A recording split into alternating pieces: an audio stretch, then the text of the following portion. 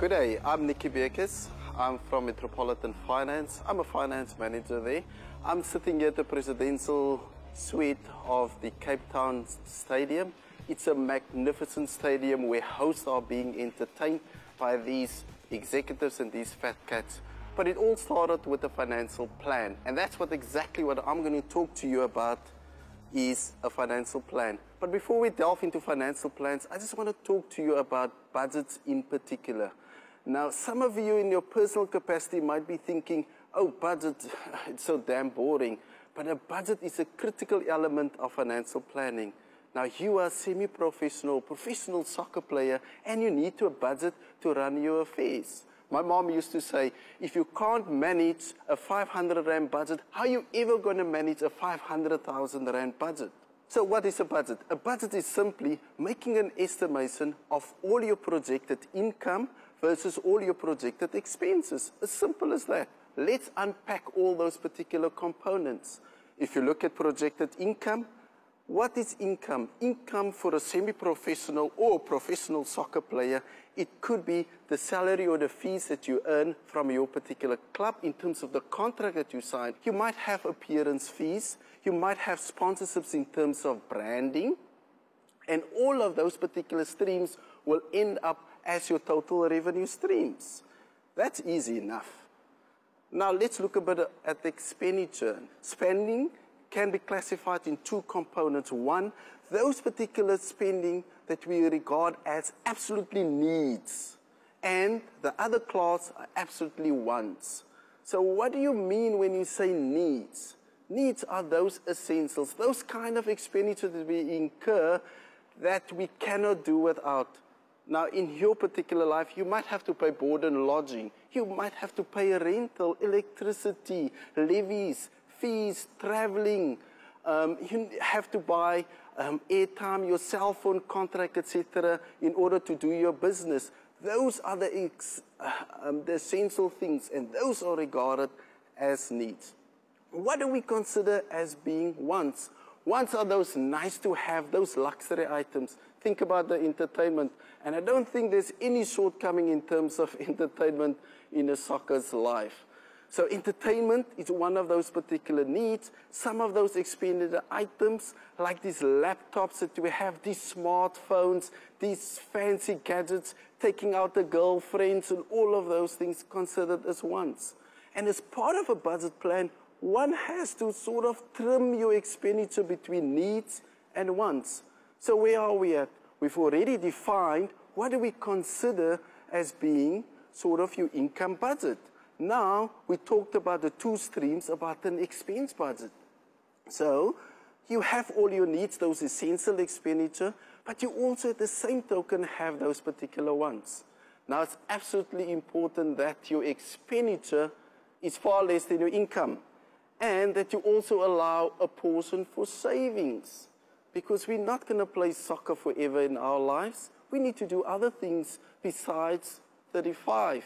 The bottom line is we need to make sure that expenditure is far less, basically, than your revenue streams, and allow a certain portion then for saving. Now, that's budgeting. Now, contracting is far more excited. Now, contracting is really whereby you have this agreement with another party. Now, in a soccer player's life, the dream is really to land a professional contract. That's absolutely wonderful. Now, but with all this wonderfulness, there is obviously certain things that we need to understand about contracts. Contracts in the first place, what is a contract? A contract is simply an arrangement between two parties where rights on the one hand and obligations on the other side, those two will eventually meet. That means two parties need to perform in terms of the contract. Now, if I look at the soccer player's contract, and I hope you all have contracts, and first of all, you need to make absolutely sure that it is in writing. Secondly, hopefully you're not under 18, but if you're under 18, then it means that you cannot enter into a contract without assistance. So that means a legal guardian or your parent might have to assist you in terms of that particular contract. So we're talking about in terms of contract, there's rights, there's obligations. Now let's take a typical contract where you need to deliver in terms of a player. So your club signs you up and your club expect that there are going to be certain performance criteria in terms of that particular contract. You might have to appear for certain functions. You might have to play on certain weekdays, and over the weekends, you need to be available for certain functions. Those are the rights that's been bestowed upon you. But remember, we said there is the right, but there is also the performance on the other hand. So the club needs to reward you for that particular obligation. And that reward comes in the form of fees or in the form of salaries. And that's simply explained. So it's rights and obligations, and both parties need to deliver it. Now you can also have a contract between an agent and a particular player, and the same kind of rules will apply. What I would like to warn you against is to make absolutely certain that contract is in writing and that you sought legal advice in terms of that contract. Remember contracts with that fine print? You see even those contracts that come on TV with the ads, and you see those small print.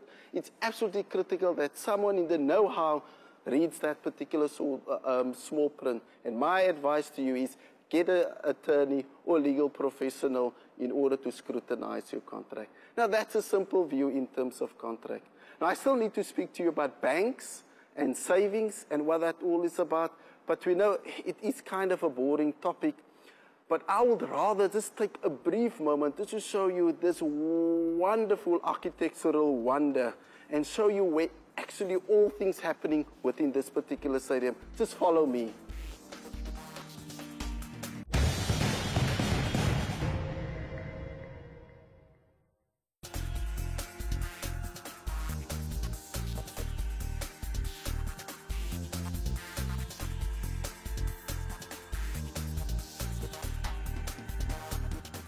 What an architectural wonder. Splendid indeed. Now, we covered a few subjects already. We've covered budgeting, we've covered contracting, and now we're going to cover banks and wealth creation and savings. Now, this is a very important topic. For those who are fortunate enough to land lucrative deals, for those individuals, banking and wealth creation is a very much an important step. We're not going to play soccer all our lives, so we need to look after our financial affairs. And if we have dependents, then it's even more important to look after our financial affairs. For those individuals who are not fortunate enough to land a lucrative contract yet, yes, we need to start saving already. Like my mom used to say, if you don't start saving small, how are you going to save those big bucks? So for those individuals who doesn't have a contract at this point in time, there are products out there from all the various banking institutions. At one particular institution, you might have just a savings product for teens. You might have for students products with the emphasis on lower bank fees so that you can save and learn this particular culture of savings. Like I've said earlier, those individuals who's got those bit of more lucrative contracts, wealth creation and savings are absolutely critical in your particular life. So what does it really mean? It means looking after your financial affairs, planning for the future ahead, because we're not going to play soccer for the rest of our lives. And how do you going to go about doing this? There are financial institutions out there that can assist you. There are banks in particular who are very good at doing financial planning and doing wealth creation. Like I've mentioned earlier, they started off with the teens, then you have your entry level, and then you have your mid-level professionals. And depending on the size of your contract, you might be even in the wealth cluster. And they've got various products to suit you. And how should you go about? Simply just make use of one of the financial services. Shop around, look what they offer, because it's all about you and it's all about your particular situation and it's all about providing a solution for you. And that's what I have basically for you in terms of banking and wealth creation. Now another topic that one not always consider always is the whole topic about insurance. Now, insurance could be classified into different sections. One particular section might want to deal with long-term insurance, looking at adverse impacts or effects for a particular risk event like disability, stuff that we don't really want to talk about, stuff like even with death in worst case scenario, especially if we have dependents, we need to make provision for that. And if you want to save up for the kids, and if we have small kids as young professionals, you might have small kids, and then we need to make sure that we have savings plans in place for those particular individuals. Another category might simply just be long-term savings from an investment point of view, and their financial institutions, with the likes of Metropolitan, can play an excellent role in guiding young professionals in terms of their savings plans. Another category is short-term insurance. Short-term insurance, absolutely crucial. If you have a car, a motorbike, household contents, if you have these smartphones that runs for anything up to 10,000 Rand, then it's prudent that you make sure that you have cover on all of those. Because if you incur a loss, then it simply means that you have to replace at face value, and it does have financial implications. And then you also need to consider, for you who are traveling, who are professional sports people, what about medical insurance, travel insurance, injury, loss of income type of insurance? Those are all the insurance that you need to take into consideration. So just to summarize, from insurance perspective, we're talking about long-term insurance, cover for an adverse effect like risk, there's savings, there's investment, there's the short-term insurance in terms of your valuables, and thirdly, in terms of general insurance. Let's just recap quickly. We've covered 4 important themes of financial planning. One being budgets, then we looked at contracting in particular, we looked at banks and savings and wealth creation, and finally we looked at insurance and short-term cover as well as long-term cover. My time is up. I'll check you at the tournament. I hope to see you next time around. Cheers for now.